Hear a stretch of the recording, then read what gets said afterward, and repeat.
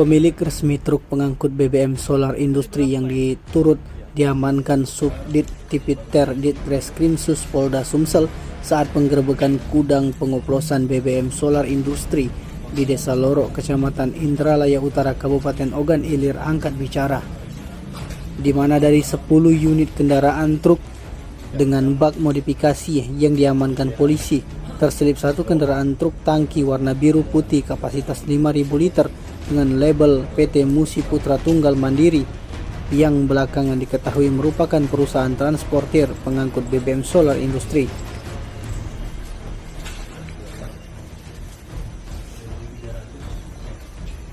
Seperti diketahui pada Kamis lalu, Unit 1 Subdit 4 Ditreskrimsus Polda Sumsel mencatat rekor dalam pengungkapan kasus hilirisasi ilegal drilling dengan mengamankan 291,7 ton minyak yang akan dioplos, terdiri dari BBM Solar Industri dengan minyak sulingan asal Sungai Angit, Kabupaten Banyumas, Musi Banyuasin.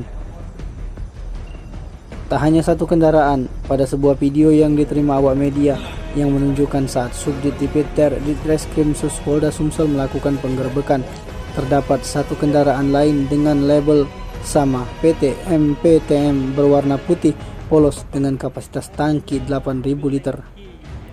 Haryanto selaku legal PT MPTM membantah keterlibatan perusahaan dalam pusara gudang pengoplosan BBM Solar Industri dengan minyak sulingan asal Mubah.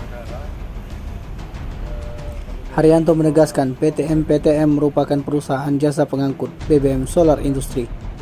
Ia sendiri menjelaskan saat ini PT MPTM sudah menjalankan bisnis pengangkutan BBM dalam kurun waktu 3 tahun terakhir dan kini sudah memiliki 12 unit truk tangki yang semua berwarna putih. Terlepas itu, hingga kini Haryanto mengaku pihaknya belum mendapatkan panggilan dari penyidik usai kendaraannya terlibat ditemukan saat penggerebekan lokasi pengoplosan BBM industri tersebut. Pak Haryanto, terkait dengan penangkapan adanya mobil tangki yang melaksanakan PT Musi Putra Tunggal Mandiri, itu tanggapan kita seperti apa gitu Pak? Jadi di dalam hal ini ada dua perkara.